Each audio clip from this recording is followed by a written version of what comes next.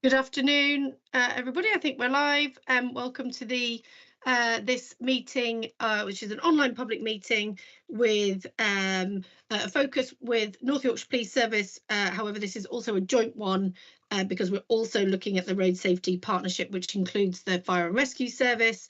I'll just do some brief introductions before we go into the main presentation. So I'm Jo Coles, I'm the Deputy Mayor for Police, Fire and Crime for York and North Yorkshire. On the call we have the Chief Constable. I won't ask people to introduce themselves, I'll just say who's on the call. We've got the Deputy Chief Constable, we've got Chief Inspector Tom Ibbotson, who leads on road safety for North Yorkshire Police. And we also have Tamara Stevens, Fiona Kinnear and Mark Ayres from my office, as well as Simon Jones from the communications team, who's facilitating the recording of this meeting so that it can be uploaded online afterwards. So we're going to start with the main performance set of slides from North Yorkshire Police, which I think the Deputy Chief Constable is going to take us through. If you want to share your slides. Brilliant. The floor is yours. Okay, thank you, Jo. Right, can we move on to the next slide, please? Thank you. Yeah, so the first slide is about North Yorkshire Police's performance in terms of answering 999 calls in the force control room. So pleasingly, still achieving the 90% of calls in under 10 seconds, which is our national service level agreement that all forces are required to work to. I think I should mention this is particularly impressive in the last 8 weeks or so, with the increase in 999 calls that we've seen, primarily due to the warm weather.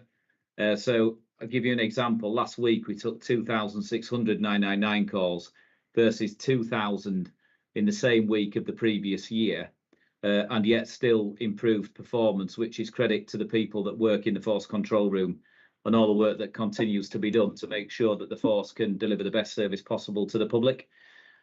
What that slide also demonstrates is the average answer time throughout 2025 has been 5 seconds or below. Just to note, we've had some technical changes in there over the last 6 weeks or so, which has meant that now we're maximising the ability to answer calls quickly because the technology is now supporting that. And I mentioned that because I've mentioned it on previous meetings here. And this is now starting to be reflected in national BT data. So that's it for 999 calls, Jo. Great, thank you. I mean, I think you've explained my question, which was going to be around how you kind of sustaining that high level, which actually when you've got an increase in demand is always going to be challenging. I don't think I have, and I think that's really just to pass on my thanks to everyone who's working so hard in the control room. I know how hard they work at the best of times, and if there's they're also working with increased demand. You haven't had to cancel anyone's leave or anything like that to maintain that, or has that just been managed to be maintained with existing staffing? Yeah, we haven't cancelled leave. Sometimes you use overtime intelligently and how people are working shifts, but in broad terms, no, we haven't cancelled leave. Okay, great. We can move on to the next one. Okay, so the next slide is about the non-urgent 101 call answering times. This is a little bit more challenging as the weather becomes warmer, because again you see an increase in the number of 101 calls that the force receives. I think it's worthy of note that we've seen a slight decrease over the year since April in 999, albeit it's been really quite busy in the last 6 to 8 weeks or so. But 101 calls has seen a significant increase, and we're just working through where those calls are coming from. Some are coming from the public, some are coming from partner agencies, and we need to understand why 101 calls are being made from partner agencies in that way to the police. Despite that, during June, we saw an average answer time of 4 minutes 14. Bear in mind, these are non-urgent, and if you lay this alongside an increase in 999 or urgent calls, we will of course prioritise 999 calls. For obvious reasons, because they tend to be about emergencies. Interesting to know, I think, that 85% of the 101 calls were answered within 5 minutes, So in broad terms for the public, if you ring us, we will be able to get to you within 5 minutes, even for a non-urgent call. And I say this on every call, but we do have provision in there where people can elect to go in a queuing system in which you will get a call back depending on where you were in that queue. More and more people are starting to use that, which really enables the force to deliver the best service possible. So we do encourage people to use that system.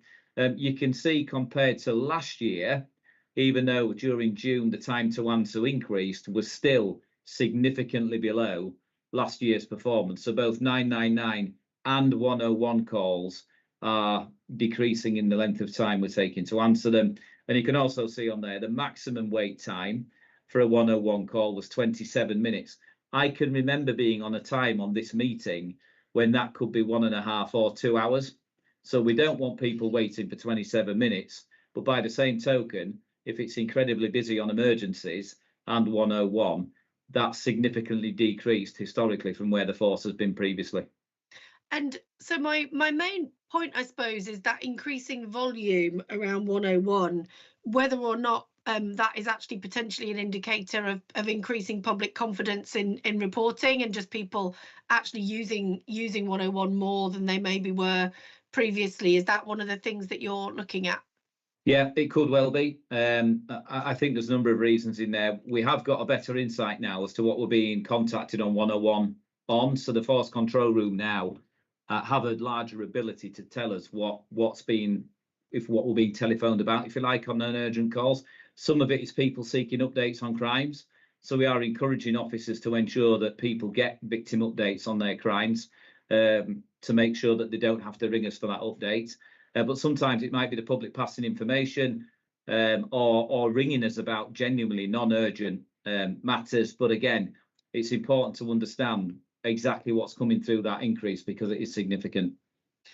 And just my only other question was for people who are ringing through with non-urgent matters, are there particular times of day or days of the week that tend to be quieter, so that if people were thinking, oh, actually I must report that, but I don't need to report it right now, I can report it tomorrow? Is there a particular time of day that it's better for the public to be calling in? The mornings and early afternoon tend to be quieter, and obviously not the weekends. But if people need to contact the police and they need to contact us, I suppose what I would encourage is we also have an online provision. So we have chat and we have an ability to email the force, and we will get back to people. And sometimes that can be easy to manage, just like banks or other financial institutions and other businesses will do, because it means we can answer them in a more managed way. You will get an answer. They won't disappear into a black hole, but it does make it easier where people aren't waiting on the telephone line for as long. Yeah, no, absolutely. And actually, people knowing that there are multiple means of reporting something also will encourage them to report things. So yeah, if you go to our website, it's all on there, the provision to contact us. Great. Brilliant. Yeah, we can move on. Okay, the next slide essentially details the first two about how quickly we pick up the phone. This one is about how quickly a police officer or PCSO will arrive at the scene. So you see the two lines above the dotted line at the top. They basically refer to emergency calls. So we have two standards. That's in line with the national definition. We have immediate urban calls, which the target is to arrive within 15 minutes. That's within 15 minutes of the call being received, not of the unit being dispatched. So that's 15 minutes from when we pick the phone up to when a unit arrives. And then the other one is immediate rural, and that's 20 minutes in rural areas. That's defined nationally. And you can see that there's been significant improvement, particularly on the rural performance. You know, historically, the force was well under 80% in terms of its rural performance. And now we work really hard to ensure we can equalise the performance between urban and rural communities. And then the line at the bottom is priority performance. So this is where we say we'll be there in an hour. It's interesting to note that 72% last month were achieved in an hour. We've still got further work to do on that. But I think what you've got to do is lay that against the increase in emergency calls, particularly in the last couple of months. And it may take us slightly longer to get there. What we'll always endeavour to do is to contact a caller back to inform them that we're going to be late or renegotiating attendance time. But they're not necessarily urgent calls, but are calls that we deem that we need to be there within an hour.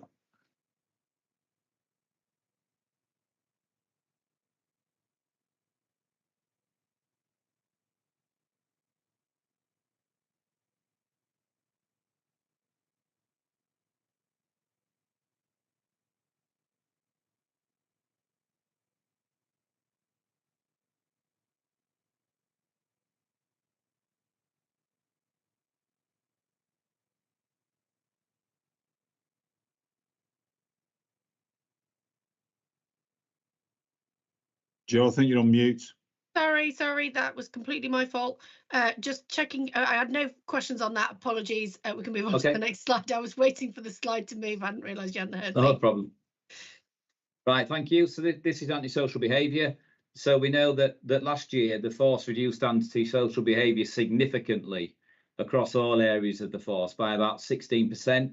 That trend has still continued in most areas of the force other than Coast Command. Again, when you look at the reasons why, the weather provides some explanation to that out on the coast when it's been so warm, and we're well aware of where those hotspots are. We continue to use the Home Office provided, if you like, town centre fund to target hotspots for antisocial behaviour, and we renew that intelligence every week to ensure that we're in the right place. And that, of course, is a key focus of our neighbourhood policing team. So compared to 2 years ago at the same period, nearly 20% reduction in antisocial behaviour. You can see there York and the city are down by 15% this year, and county are down by about 10. We do see that continuing decrease year on year, and actually what this represents is around an 8% reduction to the same period last year.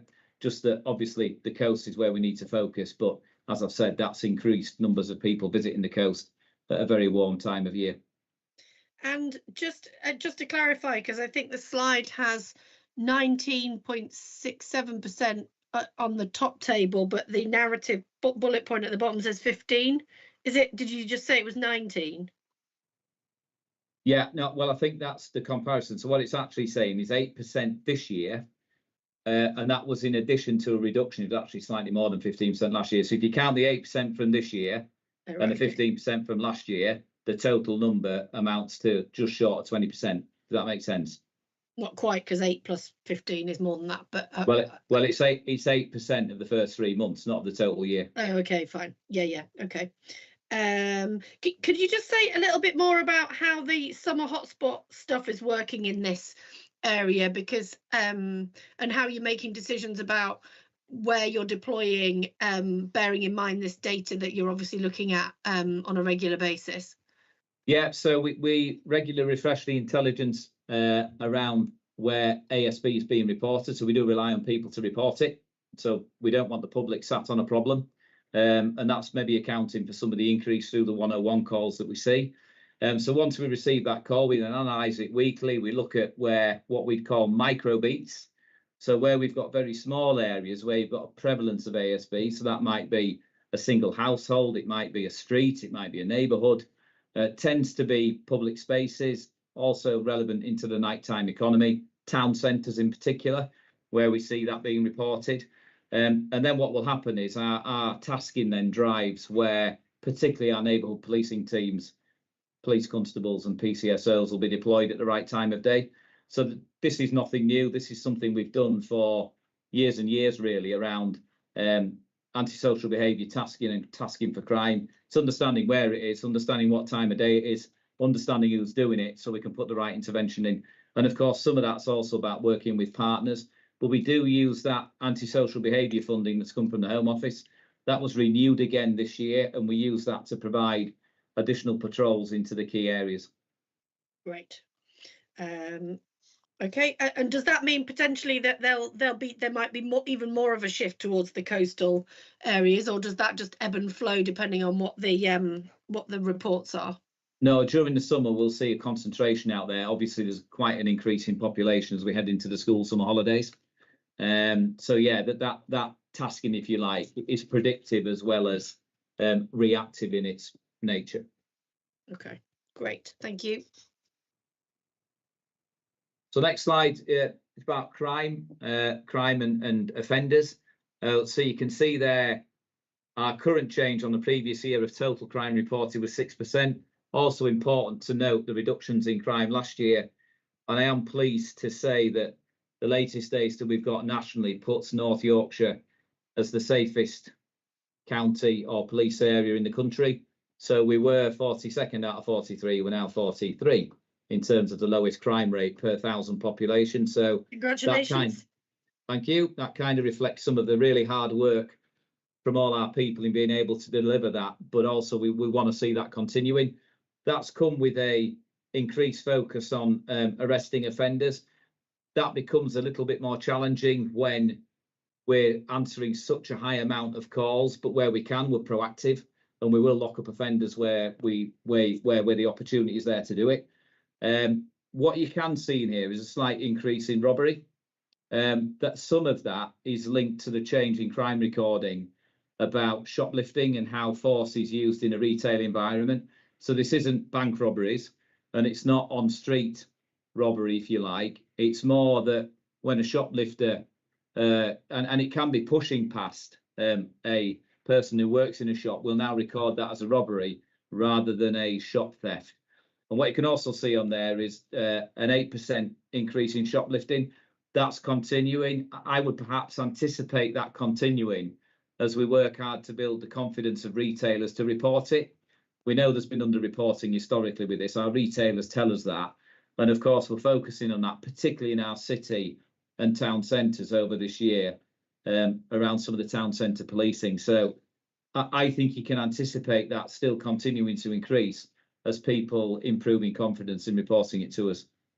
And does that potentially something that's also driving the 101 traffic?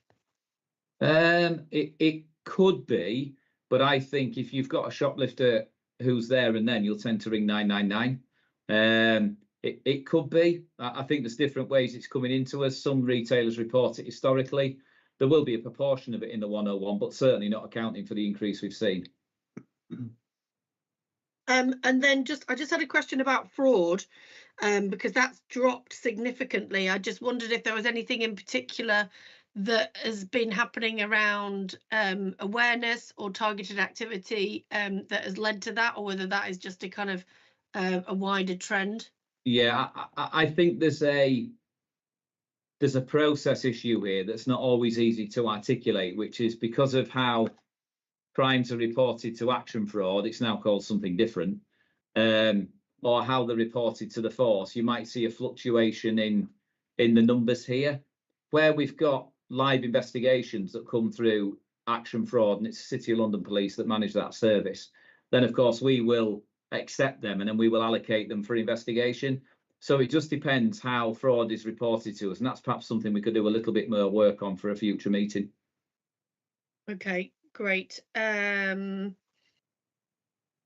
don't think, yeah, sorry, go on. Yeah, just finally, just continuing to build on an increase in arrests, so nearly 3% last year.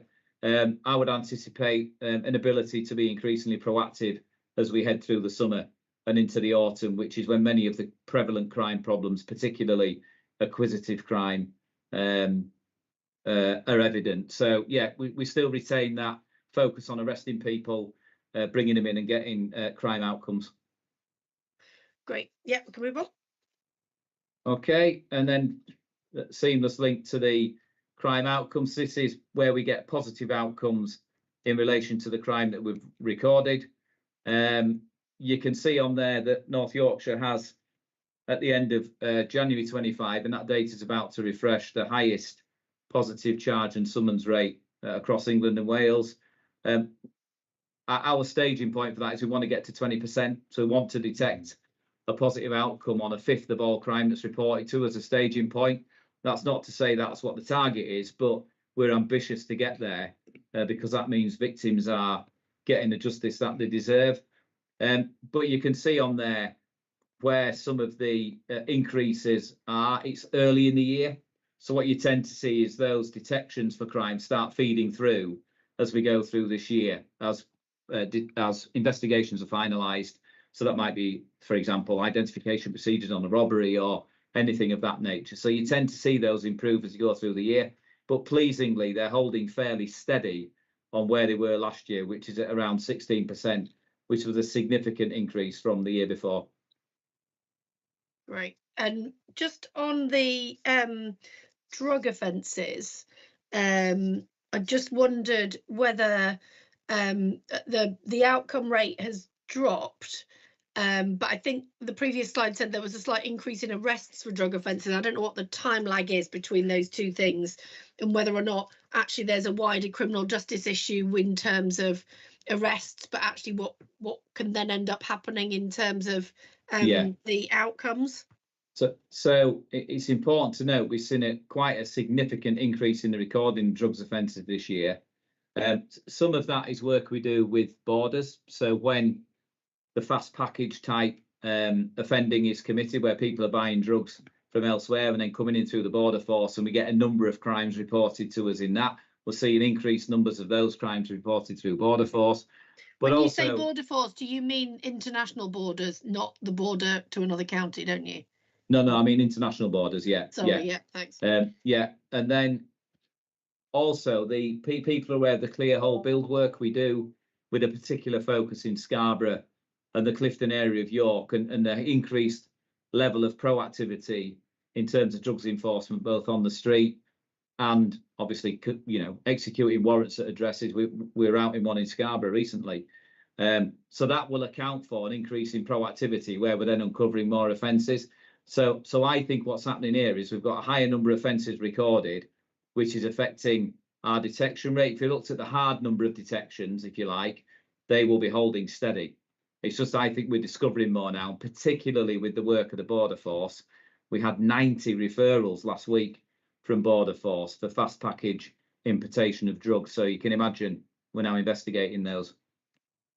Yeah, and drug offences, presumably that includes those kind of really serious level offences. Does it also include the kind of lower level drug offences, which kind of communities will probably be more familiar with? It include everything from possession to with intent to supply. So basically supply offences. So if we get someone in the street with heroin or crack, then it'll include that, but it'll also include people who are dealing significant amounts from addresses. And we have had some significant seizures this year as a result of the proactive work we've done.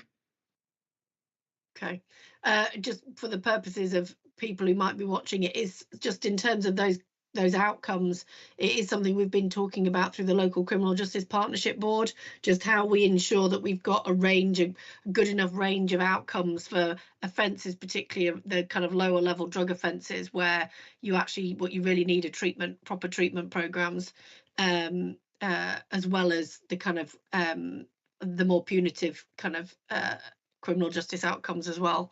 But that is something that we're looking at through the Criminal Justice Partnership Board. I don't think I had anything else to add on that slide other than congratulating the force again for the charge and summons rate. Okay, thank you. So this slide covers stop and search. I mean, I'll leave this to you for any questions you've got on this, Joe, because it's quite complex around the data that's presented.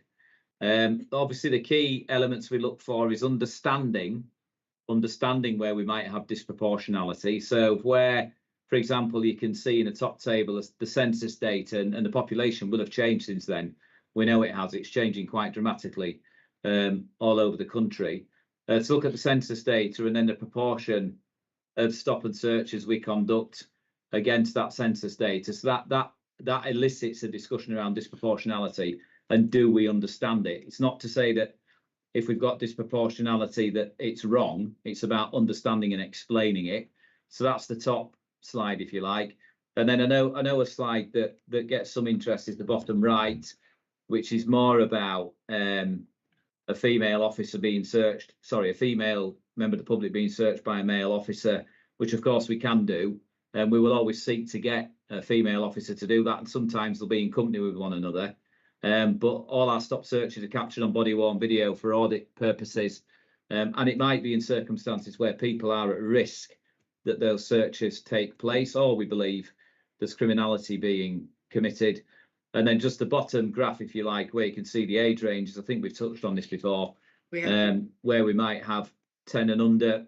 We know what those cases are. They get significant scrutiny in the force, both internally and from external bodies, and particularly with young people who, for example, there may be an allegation that they're carrying a knife or something of that nature. So I don't know if you've got any questions on that. A couple of questions. I found, I don't know whether that bottom right-hand table has changed slightly. I found it quite hard to get my head around it from a member of the public perspective, because it's written from a, understandably, because it's your table, from a police officer perspective. How you would think about it from the point of view of a public, in terms of men and women who are stopped by officers and who is searching them, rather than the officer, from the officer perspective, and who they're searching, if you see what I mean. I found it, I don't know whether it's changed or whether it's just my brain this time just didn't quite join that together. The unknowns part of it was the bit I found slightly confusing. So unknown, the unknown gender of people who have been stopped, I think is quite feels quite high. Or is, and what, just whether there's anything around that, and also around the ethnicity of people being stopped, just how it's quite hard to know if there's proportionality, if there's quite a large number of undefined ethnicities. Yeah, and that's something we're working to improve. So both on ethnicity recording and on gender, we're looking to improve the way that officers are recording that at the time. So that remains a focus of the force. We shouldn't have any. We should be recording it in every stop search that's conducted. And we know where that's not being done, and those issues are picked up. So that's what I should say is that's too high, but it is an improvement from where we've been previously. So we continue to work to improve that. But you're right, we shouldn't have any of those. Sometimes we'll ask for self-defined because that's what we're trying to understand, and somebody might not give it. But what we've adopted a position of, we will make then the call, and we'll put it on the form. So we shouldn't be getting many that are unknown. Yeah, in particular, I noticed it for the ethnicity numbers just felt quite high as a proportion of the total. And it would be useful to have assurances just around what's happening, to ensure that we can provide assurance, if you like, around the process there. Yeah, well, I think the external scrutiny we've got over this is fairly substantial. So the Independent Scrutiny and Oversight Board will picking some work up in this area. No Mark's on the call, and particularly around scrutinising stop search. Our IAGs do the same. So this is a regular item where we look for external scrutiny on what we're doing. The dip sampling of stop searches by supervision. This is a data recording issue that we need to sort out. Great. Yeah, no, I agree. Well, it's a slide that we look at every time, so it's just one to keep an eye on. Yeah. And then quite a simple workforce slide, but this is relevant because our funding is predicated on it. So we have two key numbers really. We have the maintenance target, which is a historic number really based on the police uplift target that's tied to funding, particularly from central government.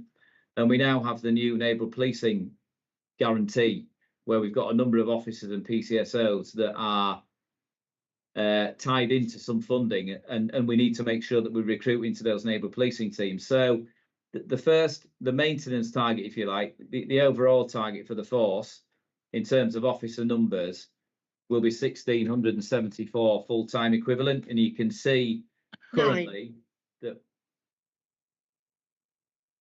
Can you hear me okay?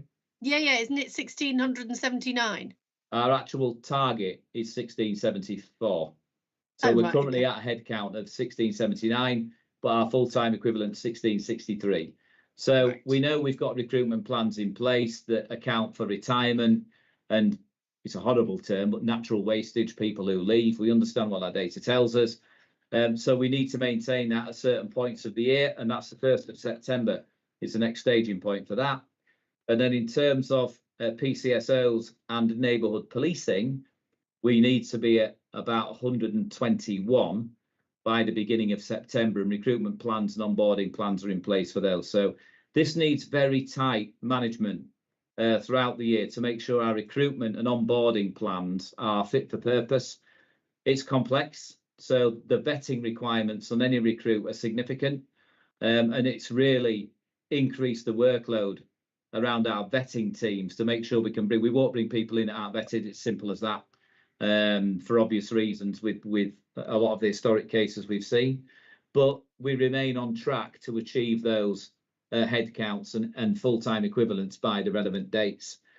And then the bottom boxes just articulate, not to forget, really important volunteers for the force, 82 special constables, some of which now are aligning to neighbourhood policing and supporting that local work, 186 volunteers, and not forgetting our 53 police cadets who are from a variety of backgrounds and do a fantastic job. So yeah, that slide just lays out there the shape of the force, if you like, and some of the requirements that we've got to deliver around funding. Brilliant.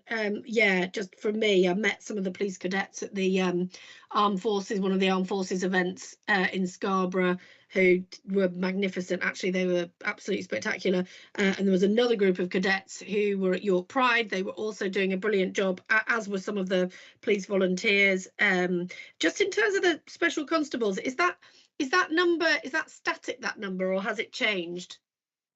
It can change. So we have recruitment events for specials. I interviewed actually in one recently. I'm just about to onboard an intake of specials in September. But it can change. People are volunteers. We have some really long serving specials. We have some people who decide it might not be for them after a certain amount of time, or their life circumstances change, but it remains pretty static. Where we want to be is 100 specials for the force. So that's kind of what we've got in mind in terms of recruitment and how many we need. What we've got to do is make sure that they get really well supported when they're here. So it's all right having a really high number, but if the management and supervision structures aren't right, people don't get supported and feel welcome, then you can soon get a high churn. So we don't want that. We want to keep people and really engender that sense of a lot of commitment to North Yorkshire Police. Yeah, brilliant. And just finally, and then we can move on. Can you just confirm where we expect those neighbourhood policing numbers to be once we've got the uplift? Yeah, so that we'd expect it to be at the 120 dedicated to neighbourhood policing. So you'll know we do have, that's core neighbourhood policing. We do have other functions, for example, the rural task force, where we have officers in there, but we would expect it to be at the beginning of September. So there's a few more posts included in that headcount, I think, on this one, because we're still posting people into neighbourhoods, and we have a dedicated neighbourhood intake at the beginning of September. So we're aiming for 120 in the neighbourhoods, with including the uplift. Yes. Yeah. Right. Okay. Great. And is that the same for the PCSOs? That's aiming for 97. 121 in neighbourhood policing. Oh, so that okay. Because the slide is 97. Yeah, so it's 121. Okay. That's the current head count. 97 will be the current head count. Right. Okay. Fine. Yeah, that makes sense. Brilliant. Yeah, we can move on. So that's it for the performance, I think. It is brilliant. Yeah, we can move on then. Let's get the slides up for the thematic presentation. And I think Chief Inspector Ibbotson, Tom Ibbotson, is going to make this presentation, I think. Is that right? Yes, that's right, Deputy Mayor. I'll brilliant, thank you. So we're hoping that this is going to look at, this is obviously a partnership between North Yorkshire Police and the Fire and Rescue Service and the two local authorities and the Combined Authority that sit on the Road Safety Partnership. Really welcome the fact that we're looking at this in this meeting, so thank you so much for putting the slides together.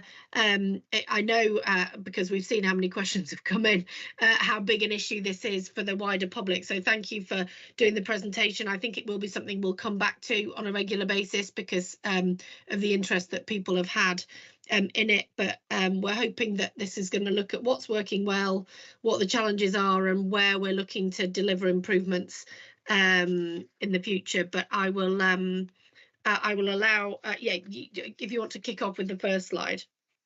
Thank you, Deputy Mayor. Okay, so I'm pleased to present on behalf of North Yorkshire Police and North Yorkshire Fire and Rescue Service today. And obviously a lot of content here is around the road safety partnership. Sorry, I got confused. I thought I was driving the slides. I've just seen it change there, which is excellent. So yeah, an overview of the partnership. So the partnership includes North Yorkshire Police, North Yorkshire Fire and Rescue, City of York Council, North Yorkshire Council, and others, as you can see there, including the Combined Authority. And it's important to note, I suppose, that we all contribute to the safe system of work, working collectively, the 4 E's as they're known.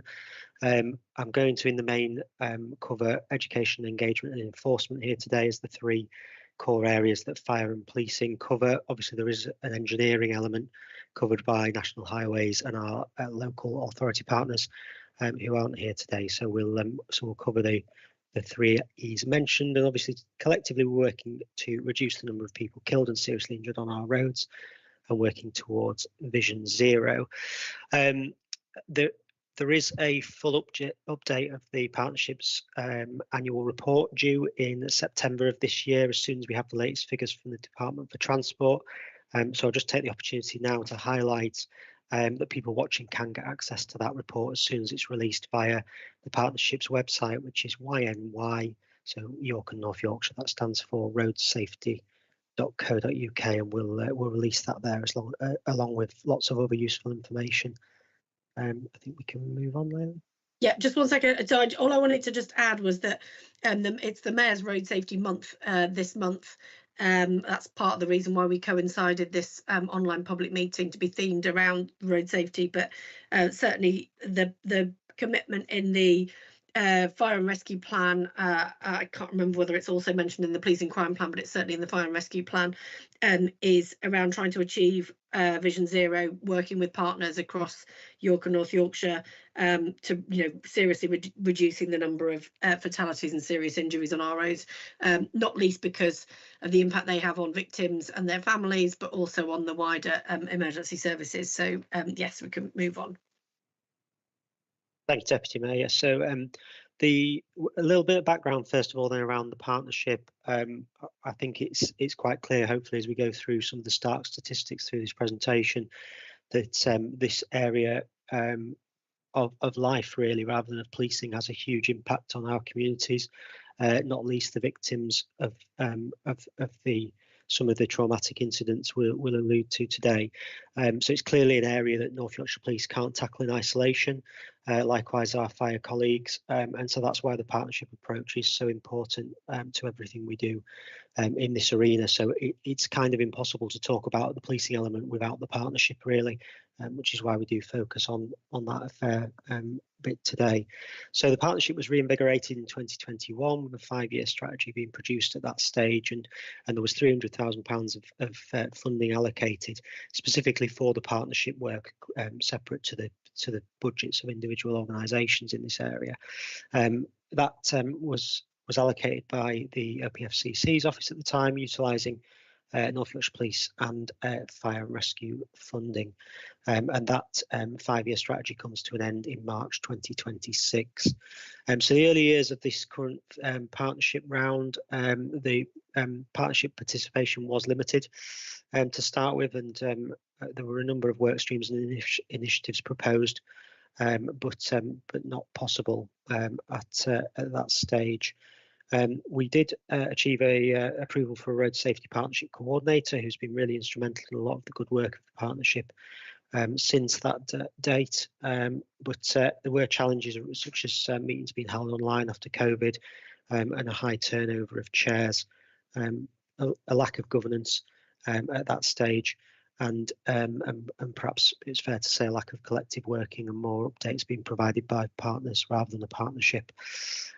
So lots of legacy background there. If we can move on there. Just quickly before you do, I just wanted to ask about the partners and whether there was anyone missing from the partnership, and also just in terms of the blue lights, whether all 3 blue light services are kind of fully integrated into the partnership. So all partners are, and certainly all the 3 blue light partners are members of the of the Road Safety Partnership, we would always welcome attendance and engagement from all of the partners. We've all got a really important part to play across the portfolio. Certainly our strategic meetings chaired by Ben Mosley as ACC for this area in North Yorkshire Police do encourage that strategic involvement from the three partners. I wouldn't like to comment on behalf of all here today, but certainly. But all three blue lights are part of the partnership. Absolutely, yes. Great.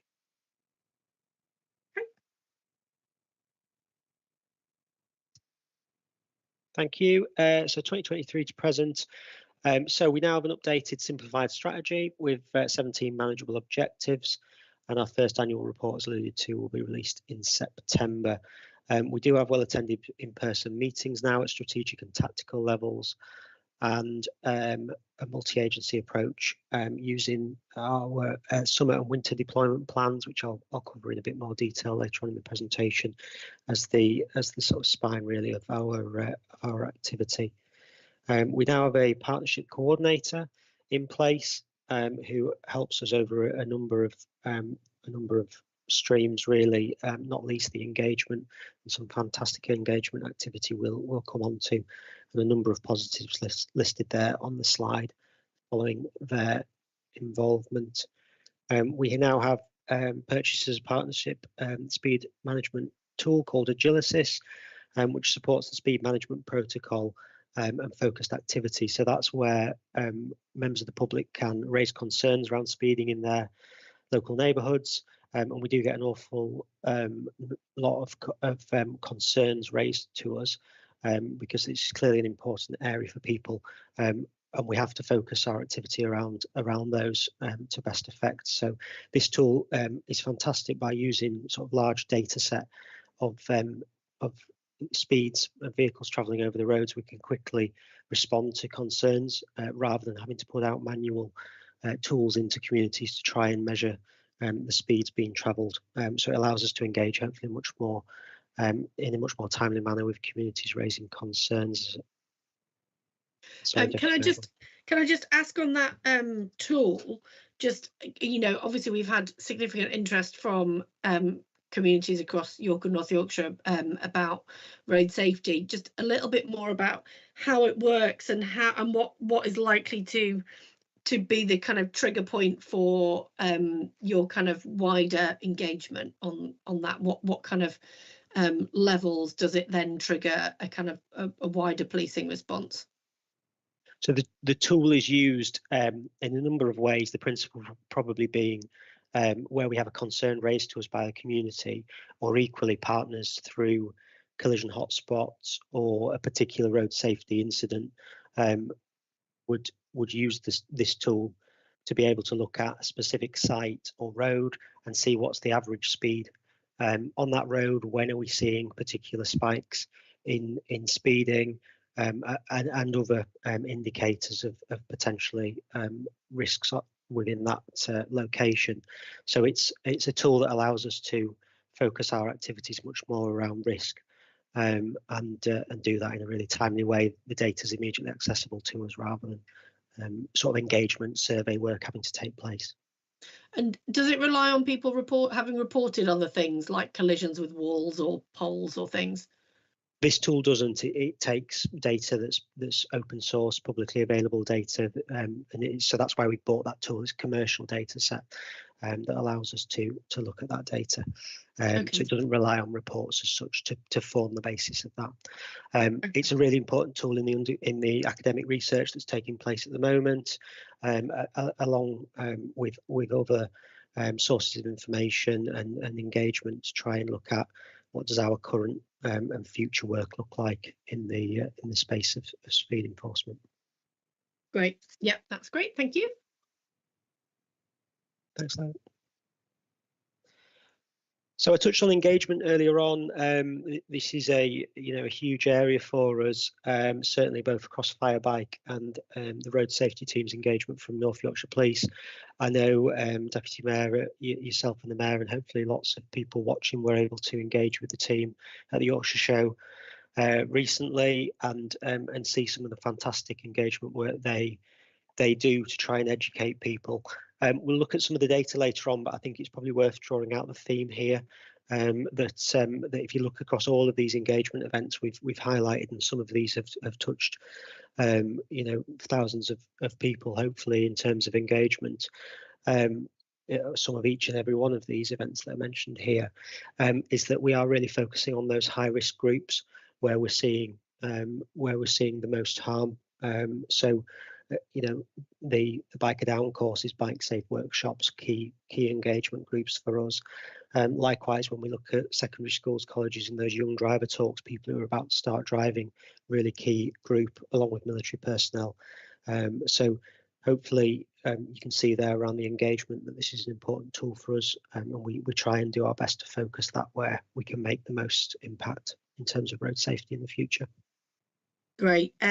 Just in terms of, you're right, I was at the Yorkshire show, and I, as some people may have seen, I did try on the VR headsets, which were great. Actually, it's a really powerful tool that the partnership have got access to.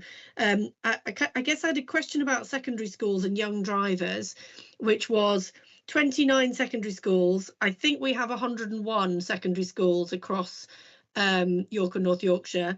So I suppose we're meeting about a quarter currently of schools in a year.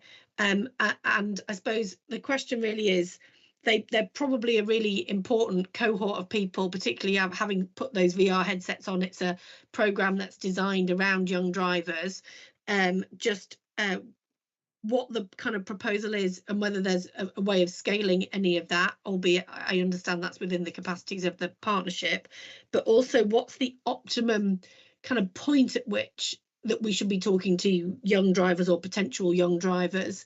Is there a kind of sense that it's something you do in year 10 or year 12, or I don't know, is there a point at which in secondary school years is a useful point to get the impact potentially of driving into the minds of future young drivers?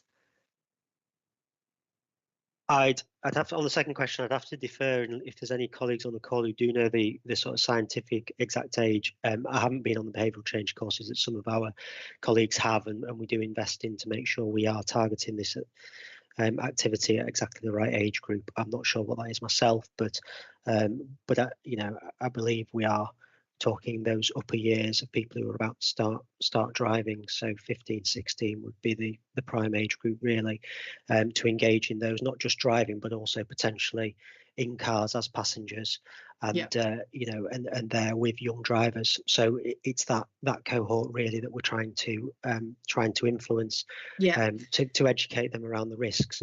It's probably just important to say we take a behavioural change approach, so we are looking at educating people in how best they can protect themselves and make others safe on the road. We're not looking at scare tactics here or shock effect. So it is really that kind of building lifelong skills in people. We do engage with a lot of schools over the whole county of York and North Yorkshire, across the two areas. We have resource challenges, obviously, in terms of getting into all of those schools. We do our very best, but equally, we the schools have a packed calendar, and there's somewhere for us to meet in the middle often in terms of availability of time to get into classrooms and assemblies and deliver these engagement events. So I can commit we will always do as many as we possibly can, and if schools would like that and would be interested, then please do approach the partnership through that website I referenced earlier, and we're really happy to try and support as many schools as possible. Great, thanks. And I suppose the other thing that just struck me on that slide was just in terms of the groups of targeting, just whether or not there's any work happening with older drivers to kind of make older drivers aware of their own safety on the roads, and when their senses might mean that they ought to be thinking about whether or not they should continue driving because they might end up causing accidents. Absolutely. We'll touch on it later on in terms of future plans. It's definitely an area we're looking to develop. I'm sure many people on the call will be aware of the national agenda in terms of a lot more focus being applied to this area from government and health colleagues, certainly around eyesight. So it's an important area which needs continued focus, and that's an area we're trying to develop into. And just again, more for the wider audience than for people who are actually on the call itself, it's something I'm very mindful of in terms of public transport and the challenges in the region. We've got an awful lot of people in our region who don't have a viable public transport option, and so who may continue driving for perhaps longer than they maybe would otherwise have done so if they lived in a place with better public transport connections. So it is something that the Mayor and I are talking about a lot at the moment, particularly because of the Road Safety Month, but also just more widely to kind of ensure that our roads are safe for everybody. But that does mean that people need access to an alternative. We can move on. That's great. Thank you. Okay, so just to touch on some of our safety camera enforcement activity. This is data from 2024 and covers a work around the summer deployment plan in 2024. So that's a 6-month period. We split the year into 2 deployment plans, a summer and a winter, which cover the sort of extended seasons. So during the summer deployment plan, there was 12,154 offences. 10,277 drivers were offered courses through the National Driver Offender Retraining Scheme. So those are educational courses, and that was across 3,231 hours of enforcement. The safety camera deployments are planned twice a week, and in each case consider staffing levels, vehicles and vehicles available. And we choose the locations through collision statistics collection, community concerns via the speed management protocol, alongside information taken into account from our road safety tactical meetings, which look at where the greatest threat and risk we're seeing at that time is on the road. So safety camera deployments are prepared, local events and expecting weather conditions also form part of the planning. And we use those safety camera vehicles in as many ways as we can across mobile phones, seatbelt, due care offences and others, along with ANPR capabilities on those vehicles to monitor heavy traffic flow or for other offences as people are travelling on the road network.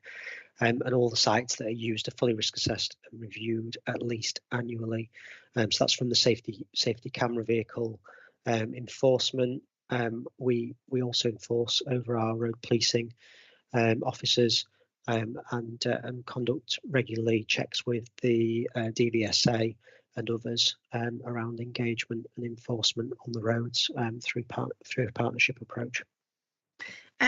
Just in terms of those hours of enforcement, am I right in, are there limitations in the current deployments of the safety camera vans in terms of things like night, being able to operate at night? So obviously we're in the summer now, it's light, most of the time, but presumably in the winter months where it's dark from kind of 3 until 8 o'clock in the morning, does that change the nature of the work of that campaign? Certainly when we see our Dark Nights campaign, we do have different areas of focus. For example, pedestrians become a far more important area for us during darker nights as visibility on the roads obviously is reduced, and we do see more risk in that group. So we will change our operating model depending on the season and the risks we're seeing at the time. There are limitations in terms of the number of safety camera vehicle operators we have, and certainly the number of road policing officers we have, and they'll have other commitments alongside being on the road enforcing every offence they gather evidence for. They will need to complete some element of paperwork and administration around at the station once they're finished. So they won't always be deployed for the full duration of their shift, and we do work the administration around when those sort of high risk times are, so that they're on the road when needed. Okay, and just what's the kind of proportion of offences that are speeding offences compared to, say, other traffic violations like using your phone? I'm sorry, I don't have the answer to that question off the top of my head, but I can certainly find that detail out for you and respond. That would be great. Just my only other question was just some reassurance, really. I know it's something that people raise a lot in terms of the purpose of the camera, the safety camera vans and income generation. Just anything that you can say to assure people about the income generated and what happens to it? Certainly, I'll give way to the chief. Not right way doing this. Yep. Sorry, Tim? Can I just come in on that one, Jo? Yeah, of course. I just want to be really clear as Chief Constable around this is Tom talked about where and how we task out those safety camera vans, and I've been very, very, very clear. We are not deploying those camera vans to maximise revenue in any way. They are deployed purely to reduce speeding offences, which we know is a primary cause of serious collisions in the county. So, I can't be any clearer than that. And I've been very, very clear internally. That is why we deploy them. We deploy it on the basis of risk and the impact that they can have in terms of reducing casualties. That's very helpful. Thank you. Tom, do you want to carry on? Thank you. Yeah, I think we can move on to the next slide later. Thank you. So this is to cover some of the work of Firebike. Firebike is an initiative from North Yorkshire Fire and Rescue, supported by the partnership. So it comprises a team of 6 riders, 3 are firefighters and 3 volunteers, who regularly engage motorcycle venues and events across the county, promoting advanced riding and advanced rider training. They work closely with the Police Motorcycles and Bike Yorkshire and completed 58 deployments in 2024 with a total of 378 hours and educating 123 people via Biker Down in 2024. So it's just to highlight some of the work of the fire service Firebikes there. And I saw them at the Yorkshire Show again last week. So just they do a tremendous job, the Firebike volunteers, and they are volunteers who do all of this stuff in addition to their substantive roles. They're all bikers. They do a brilliant job, although as I think we're about to look at, given the number of accidents and serious injuries involving people on motorbikes, my only question, which is not really one for you, it's just one to leave out there, is whether or not it's enough and whether we just need to look at what else we need to be doing to keep bikers from being killed or seriously injured on our roads, given the statistics that I think we're about to look at. We can move on to the next. Yeah, you can move on to the next slide. Thanks.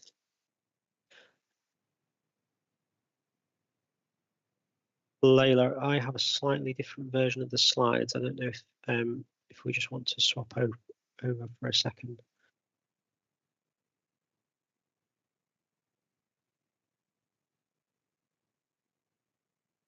Thank you. Okay, so hopefully you can see that. Yep. So this is data from 2023, Department for Transport data, and we just wanted to put this data in to really highlight that data led approach, exactly as the Chief Constable's just alluded to, around where we deploy to and how we approach road safety. So the data tells us where and when collisions are most likely to happen and who is most at risk of serious injury, and you can hopefully see some of the work we do there around motorcyclists certainly being around 25% of our KSI, killed and serious injury collisions, despite being less than 10% of road traffic, and some of the other themes that are coming out there. Clearly that 60 mile an hour road area is where we're seeing a high rate of collisions, often due to the speeds involved, and so that's why communities will see us in those locations. And why in the risk-based model sometimes we might not be in others as much as everyone would want us to be. So there's just a highlight there of some of the data. Yeah, this is an incredibly useful slide, and I think thank you, because I think you did review it after from the original slide that was up before. I was really keen to look at this data, and I think it's really useful for the public to see the data that sits behind the campaign and the partnership work that's taking place. So thank you for that. And so that is the North Yorkshire data, isn't it? Yes, that's North Yorkshire data from the Department for Transport.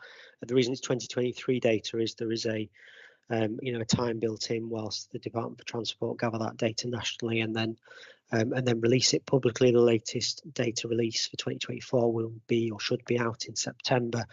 So that's why there's that delay there, but that's the specific numbers for North Yorkshire. That's really useful. And certainly that age data, which we were talking about just now, 23% involving a driver under 25, 15% involving a driver over the age of 70, 7 in 10 on rural roads, usually in 60 zones on our rural road network. We know we've got that extensive road network. So it kind of points at exactly the deployments of the safety camera vans that you were talking about. I think that's really useful, and if we revisit this would be data it would be useful to look at comparatively. I don't know whether we've also got the is there published data around this that comes out through the Road Safety Partnership kind of annual report? So we will publish with the annual report in September.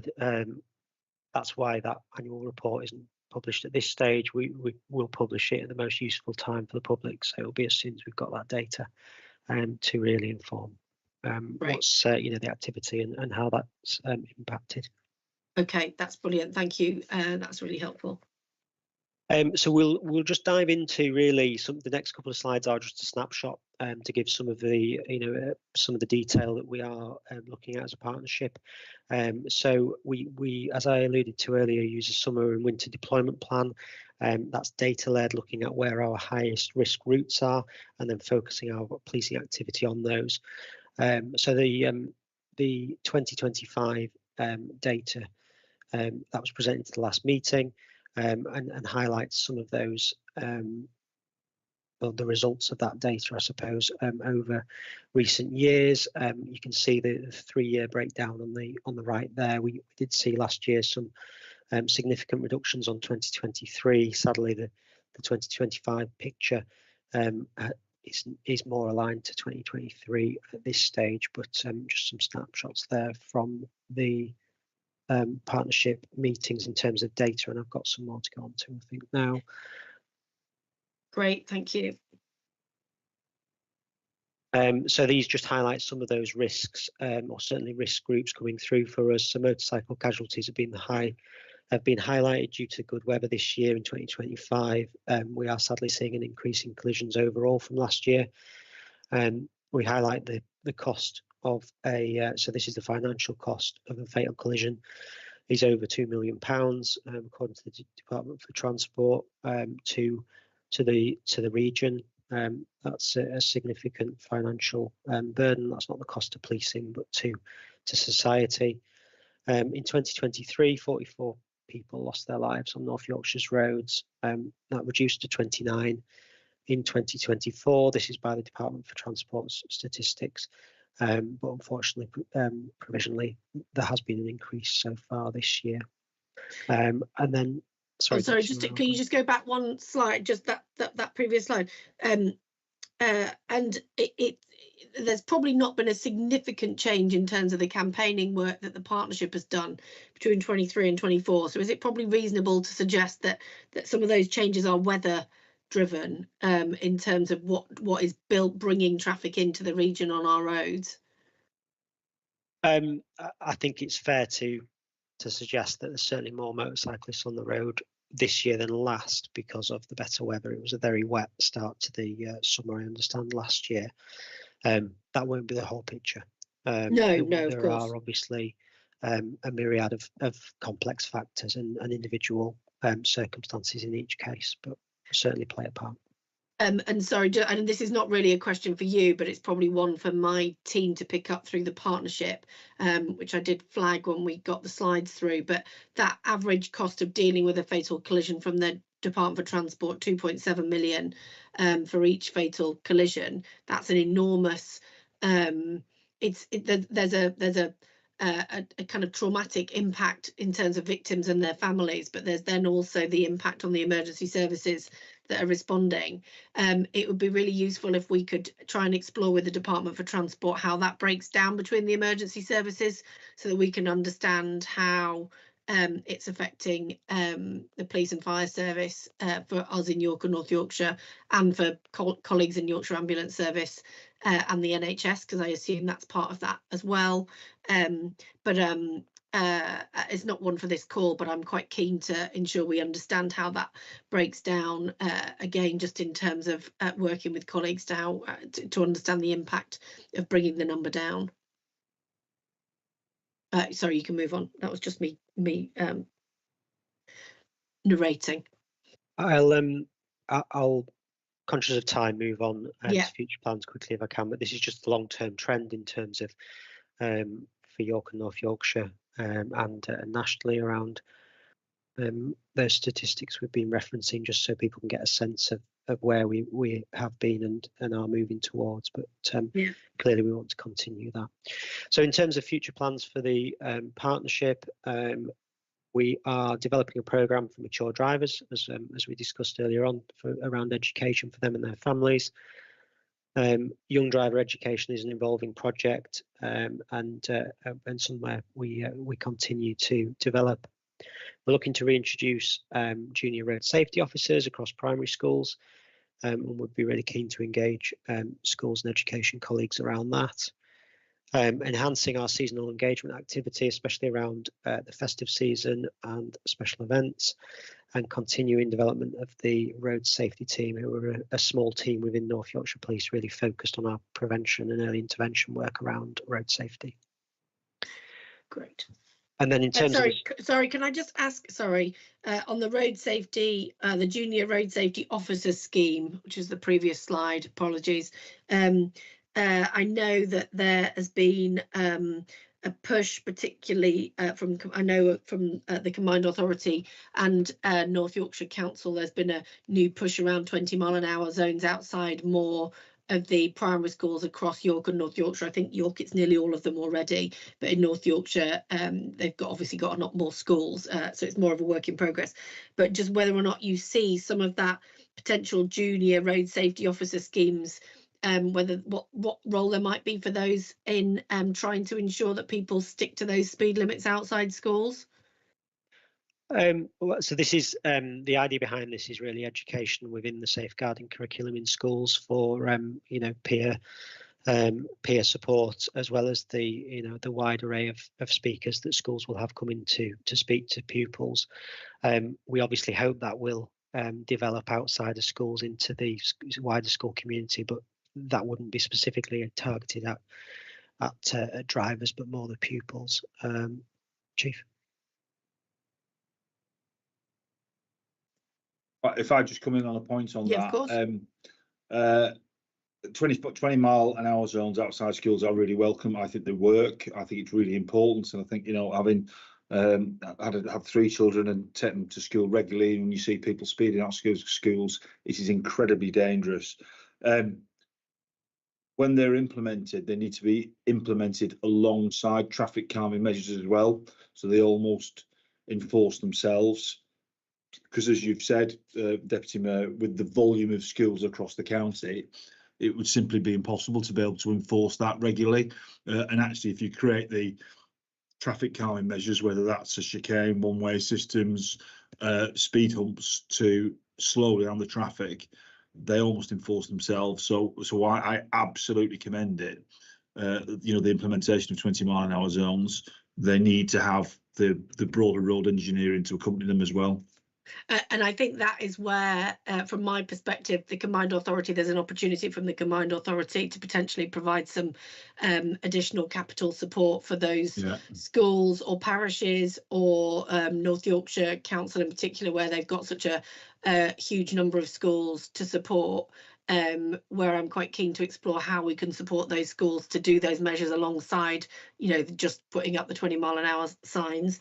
But that is absolutely something that, you know, the idea behind the partnership is that that is something that we can look at collectively as part of a partnership. Great. Thanks, Tom. You can move on to the next one. Okay, so I'll end on this slide.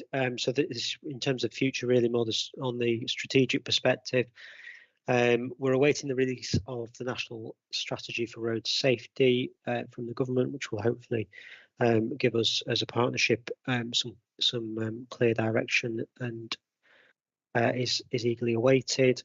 We're currently in discussions with the combined authority around aligning the strategic oversight of the partnership within the transport hub, and considering what future funding looks like from March 2026, with ongoing discussions taking place.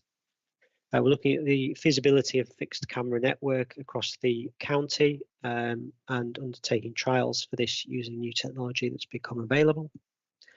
Considering adopting the Vision Zero strategy, considering the support of the Break Road Victims Charter, and working with Vision Zero West Yorkshire currently, who have a combined authority in terms of a peer review of the work of North Yorkshire's partnership. So that's some steps for the future. And I'll end there. Brilliant, thank you. Just one question, well, it's not really a question, it's, I suppose, just a reflection on that point around the future funding from March 2026, which would be, what would be helpful would be to get to a point relatively quickly that we can define what it is that we think we want and need through the partnership, so that we can work out what it is that we're then potentially asking for in terms of that funding to deliver on the Mayor's vision of achieving that Vision Zero, which we're, you know, given the challenges of the road network in the region, is clearly a huge challenge, but that also every single one of those road deaths that we looked at on some of those stats slides, every single one of those is an absolute tragedy for those families and the victims affected by them. So just urging the partnership really to define what they think is needed to kind of have a step change in kind of what we're doing, so that we can work in partnership to kind of deliver more than we have been doing, so that we can reduce that number of deaths and serious injuries on the roads. But thank you, Tom, so much for presenting that. That was all my questions. So I think we can move on to the spotlight question, which is where I get an opportunity to raise issues that have been brought to my attention, and then we'll move on to the third-party reports section. Just a couple of things from me. One was just to ask the Chief Constable or the Deputy Chief Constable or whoever else on the call wants to come in, whether there's an update on the A64 fixed camera incident from a couple of weeks ago, where the camera was vandalised within hours of being installed. Just whether there's any update on what action's been taken, either to prevent further incidents like that or to learn lessons from that particular incident. I'll let the deputy answer that. Yeah, we're on. Yeah, yeah, that remains under investigation, Joe. Obviously, incredibly disappointed is probably the wrong word. It's an offence of criminal damage, as simple as that. And the camera was erected to keep local communities safe. So that remains under investigation. We've got a fair bit of footage from that, so if we can identify the offender, we will. Great, thank you. Certainly it's right by a primary school, given that we were just talking about 20-mile-an-hour zones outside primary schools. It is right by a primary school in the middle of a village, but anyway, just kind of demonstrates the challenge ahead. My only other question before we move on to the third-party reports was just around hate crime incidents that I've been made aware of mainly in York, although I'd sought some reassurances around other places in the region. Just anything that either the Chief Constable or the Deputy Chief Constable can say to reassure communities who might have been affected by hate crime, hate incidents, either in or around a place of worship or in a public setting like a park, and just whether there's anything in terms of general messages to those communities in terms of the approach that the police would take and wants to take in that. Yeah, I'll answer that. So, you know, firstly, if people have been the victim of hate crime, firstly, I want to reassure people we take it absolutely seriously. We have a dedicated hate crime coordinator. Every single hate crime gets scrutinised to make sure that we are providing the very best service to victims of crime. You know, if people are a victim of hate crime, it is vital that they report it to us, you know, and I can assure you this is if people do report it, we will take action. We'll do everything that we can to identify the offenders. It's also really important that we know if there is a trend of particular incidents taking place, that we know about that so we can make sure that our neighbourhood teams direct patrols in those areas to prevent them happening in the future. So my message to anyone who is affected would be please do report it to us, get in contact with us, and we will make sure that we do our very, very best to support you and to make sure that it stops and to make sure that the people responsible are prosecuted. Thanks, that's great, that's really helpful. Those were the only two things from me at this time, so we can move on to the HMIC update.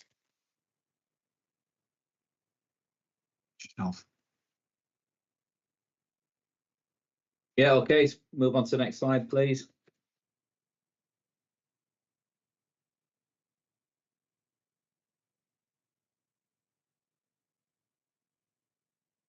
Thank you. Yeah, so you can see from here, this is the slide we bring regularly on the online public meeting. The top box basically outlines we had a number of areas from the last report, and you can see from there we've gradually shown that progression on the areas for improvement, going from 11 originally that were outstanding down to the last one now being finalised for submission to HMIC. So what you really want to see is in between the inspections, the peel inspections, the next one, which will be in November, that you are finalising those areas for improvement that HMIC have given you previously. And they have already finalised at least one that we've submitted to them, which means they're satisfied with the progress and the evidence and the assurance that they've got from that. So that will continue when it comes on to another slide to detail those 11 and where we are with them.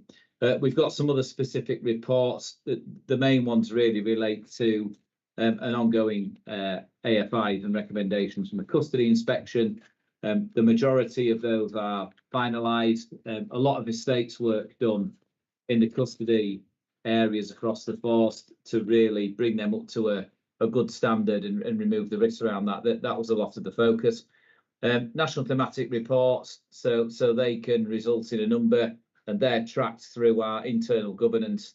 And then there's also a number of super complaints, stalking and harassment, for example, where there's 13 recommendations from those. So all those are captured through internal governance with a relevant chief officer lead, and when they're in a position to be finalised, they're then submitted to HMIC, and that's what we do. So move on to the next slide. Yeah, that's fine. So here's the 11 areas for improvement that came out of last peel inspection. You can see down the right-hand side there the status at which those are at. The final one, or the last one, if you like, to be submitted is to do with our professional development review process, which was reliant on a change to our internal IT systems to enable an approach which means that we can capture those ongoing developmental conversations with staff and then put that as part of their annual professional development review in a way which makes sure it's stored. So it's a record that moves with them around the organisation, and that actually becomes a more meaningful method of a professional development review rather than a single annual discussion that's captured once, if you like. So that was that one. The system's called Origin. That received an upgrade at the end of June. So we're now in a position to submit that finalisation letter.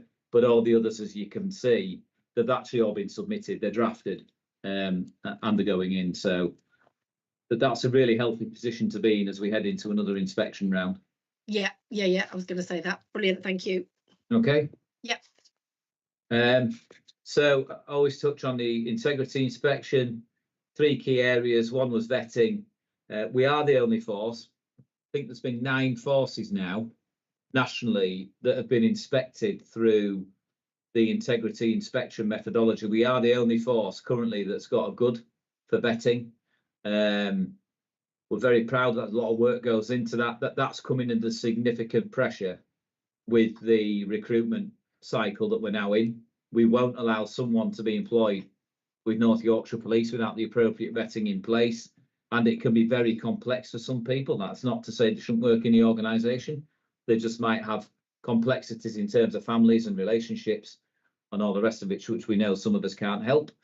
The second one, professional standards grading. So this was really about our approach to investigating professional standards, and you can see there the 4 areas. And the final one was around anti-corruption and tackling anti-corruption in the organisation.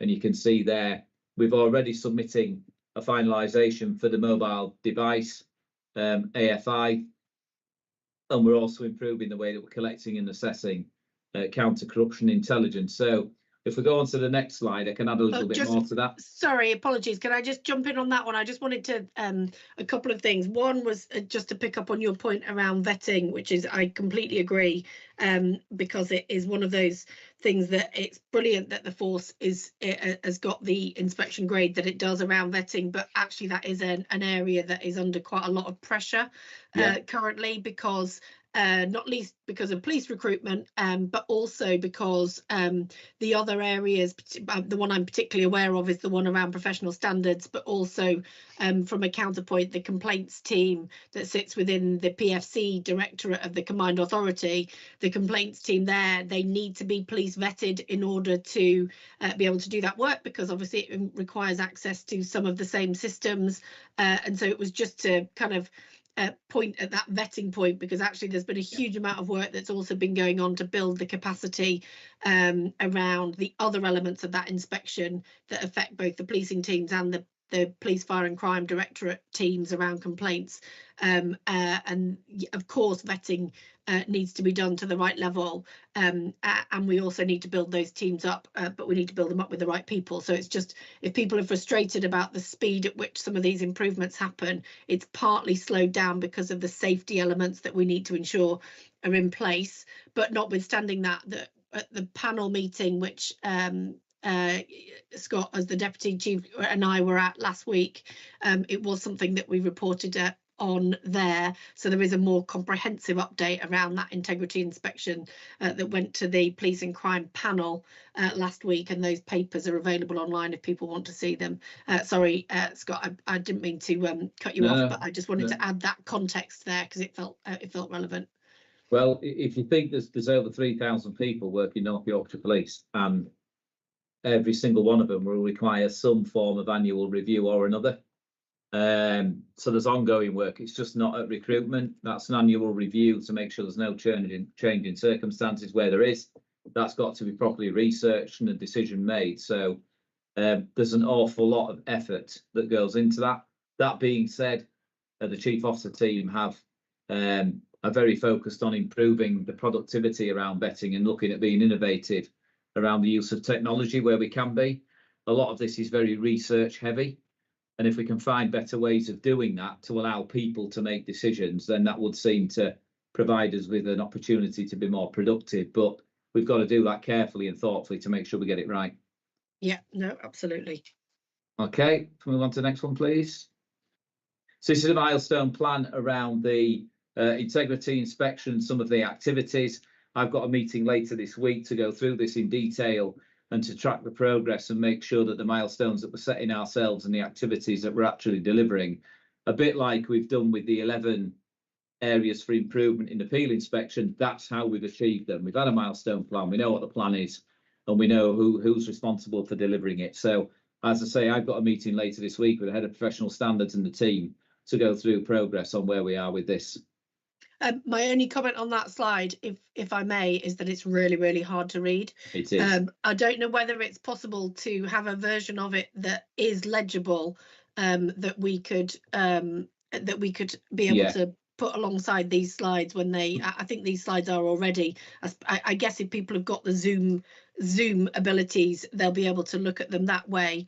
But it actually didn't even look like it would be that easy to read zoomed in. So I don't know. There's just a way of putting a clearer. We can have a version look of at that somewhere. for the next time. Yeah.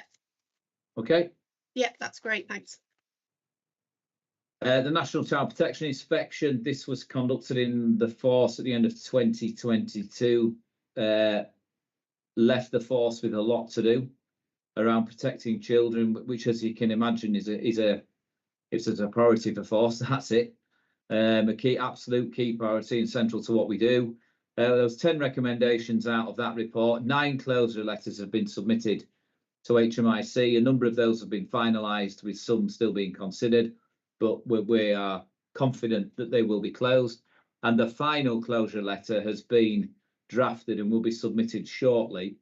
That's in relation to the quality of investigation that us and partners conduct when we receive a notification that a child might be at risk. That was quite complex because that just wasn't about what North Yorkshire Police did. It was about looking at a more broad set of data. So we're happy those improvements have been made there. This area of business is governed through the Vulnerability Board by ACC Catherine Clark, who's the force lead for safeguarding. And I know that regularly features in that board monthly to ensure that the right activity is driven.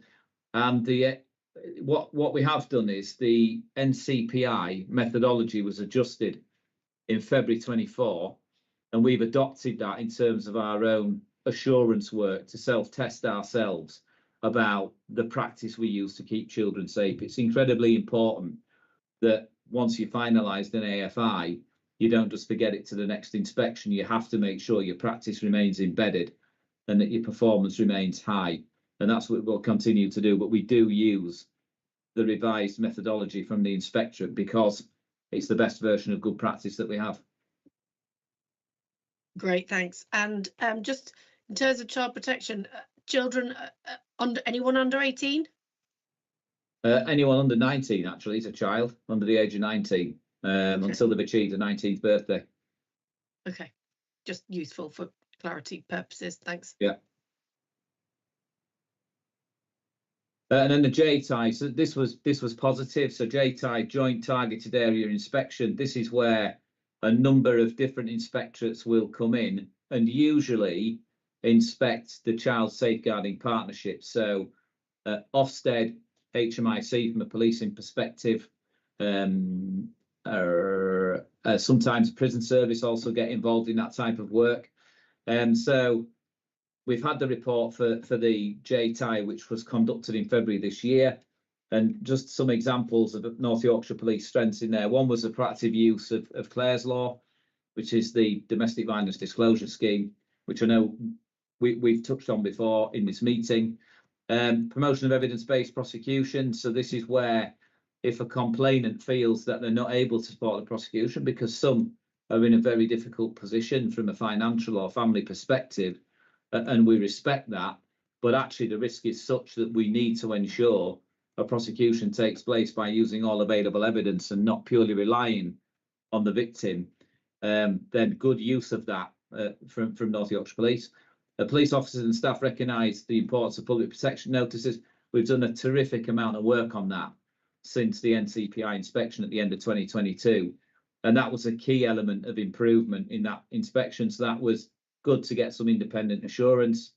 And then a creative bit of work that the force had done some time ago, actually, but continues to be picked up as good practice, is every one of our members of staff has the service directory available on their mobile phone, including call handlers in the FCR, so that if we do get a domestic violence incident reported to us, we're able to refer the victim to support services.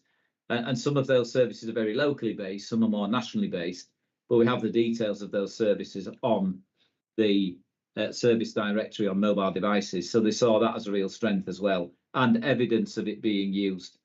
And you can see there that was also then because of advice people were taking, triggering the earlier use of non-molestation orders to keep people safe.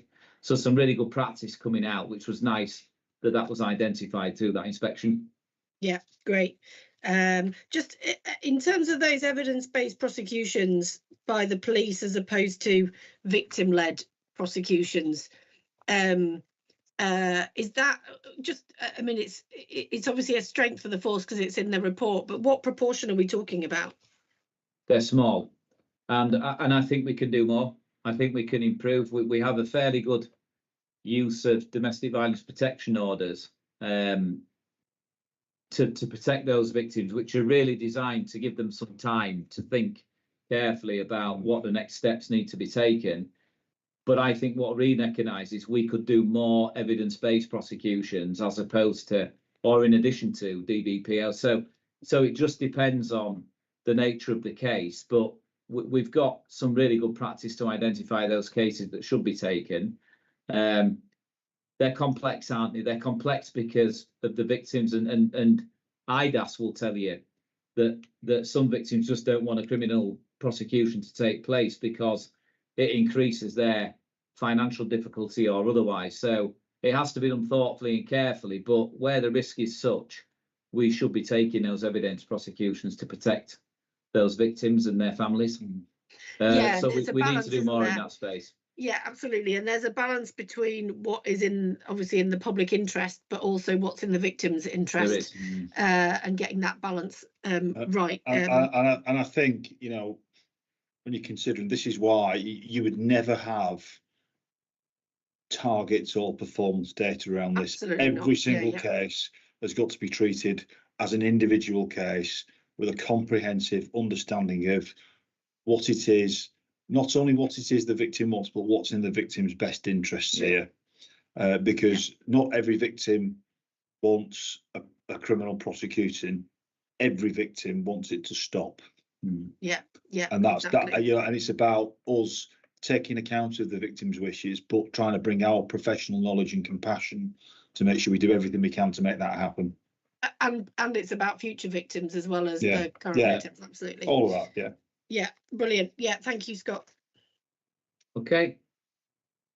So if I can just, this really is the final slide, I think.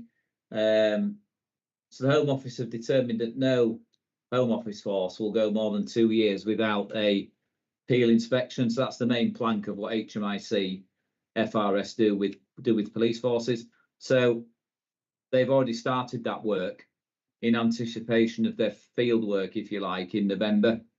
So they're due to land in force on the 17th of November, but we've already got HMIC FRS colleagues on our governance meetings, talking to our people, understanding how the force has developed over the past 2 years or so. And we've just done a significant document return in the past 3 weeks, submitted over 400 documents for them to read, to give them a real sense of the progress that's been made in the force. So that will continue.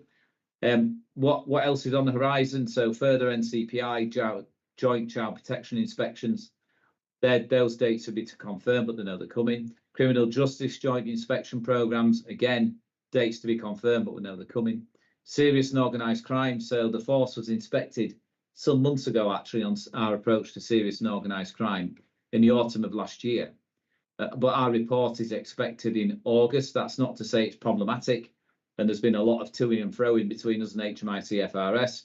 It just takes that long for these reports to be written because there's a lot of benchmarking nationally, because there tends to be a regional element and then a local element to approach to organised crime. We're anticipating that to be positive. And then obviously we had the integrity report that I've spoken about in January 25.